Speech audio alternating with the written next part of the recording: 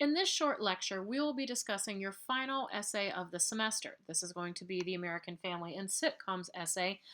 You can check the due date that is printed on the prompt and also noted in the calendar on the syllabus. Make sure you have this paper properly uploaded to Blackboard. This will be worth 100 points. So what you're going to do here is we've been examining the idea of the American family through various sitcoms. So for this paper, what you're going to need to do is you're going to discuss how the portrayal of the American family has evolved or not evolved through sitcoms. Now you're going to need to narrow your focus. It's not enough to say that the role of the American family has evolved. That's way too broad. I mean, you could write books about this. So what you first need to do is pick something very specific. So maybe you're going to claim that the role of the relationship between the parents and the children have evolved from one that was much more formal to one that's more informal. Maybe you're going to discuss the role of female characters, of male characters, something specific in your claim. Or you could also claim that things have not changed. If you want to say, for example, the role of the father figure has remained the same throughout American sitcoms. That's fine, but you need to be very specific in this claim. Now, saying stuff, what you're going to have to use for evidence to support your claim is at least 3 different sitcoms from different decades. So a claim such as, well, the role of fashion has changed over time is not going to be a good claim. I don't want you to look at just surface things such as fashion. You're looking at clothing from 3 different decades. Yes, of course, that's going to change. So that is not a good claim. But what claim you want to use, you are welcome to choose. I will have a discussion board later where you're going to tell me your sources. I also highly recommend you give me your thesis then also. Why? Because if your thesis is not correct and if it's not narrow enough, your entire paper is going to be off. So what you're going to do here is, again, choose some aspect of the American family that has changed as shown through American sitcoms. Again, you are going to use 3 different sitcoms from different decades to illustrate this point. Now, with these sitcoms, very general explanations of them are not going to work. You're going to have to go and find specific episodes and use specific examples to support your claim. An example of this would be, say you're using Roseanne, and you just use a general description of, the characters on Roseanne, that they're a blue-collar, working-class family, blah, blah, blah. Well, that really doesn't tell me anything. You need to go to specific episodes and cite those to support your claim. Also, with these 3 different sitcoms, I've already said you can use, they have to be from different decades, and you can use 2 of them that we have discussed in class. However, you have to find at least 1 that we have not discussed in class. So you can't use the Brady Bunch, Roseanne, and Modern Family. All 3 of those have been discussed. This last slide, I put some other possible shows.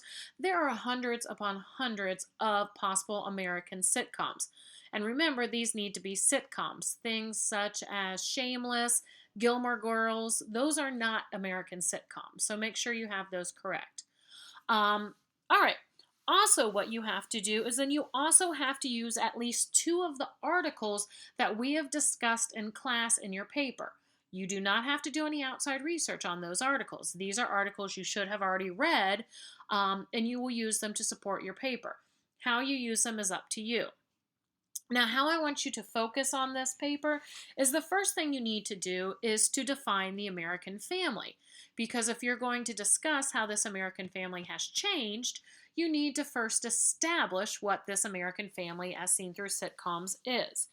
Then what you'll do is go through and within that have your thesis and then use the shows to support your claim. Also, again, you need to use specific examples from specific episodes to support your claims. If you're wondering how to cite television shows, I would recommend looking in that writing tools folder on Blackboard. Somebody might have already put it there for you. All right. In a future upcoming discussion board, you are going to have to list your 3 television shows that you're going to use. Why? I want to make sure you're on the right track. And again, I highly recommend you send me your thesis with this. That way you can ensure that you are on the right track. Remember, this is 100 points. It's about 10% of your grade. If you would like to get started on the essay before this discussion board is due, it'll probably be next week's or the following, so that won't even be due, till the following Sunday. If you want to go ahead and get started, feel free to email me with what sitcoms you want to use and your thesis, and I can give you early approval, not a problem. Like all of our essays, this needs to be in correct MLA format, including in-text citations and a works cited page. Now remember, you're going to have at least 5 sources within this. Your 3 separate sitcoms and at least 2 of the articles from class. So there should be at least 5 things within your works cited. As always, this is a formal paper, not a personal opinion, and it should be written as such. It's not a personal review of the sitcoms. Well, I really think, I believe, I enjoy. That's not what this is. You are making some sort of claim, and then you are using the sitcoms and the articles to support it. So as always, you should be writing in the academic third person. What I want to see here is a well thought out argument. So if you want to claim that the role of the father figure has changed from a strict authoritarian form to a father that's more of a friend, that's fine. And then that's a claim there. Somebody could argue, no, that's not true. And then you're going to use the sitcoms to support that claim.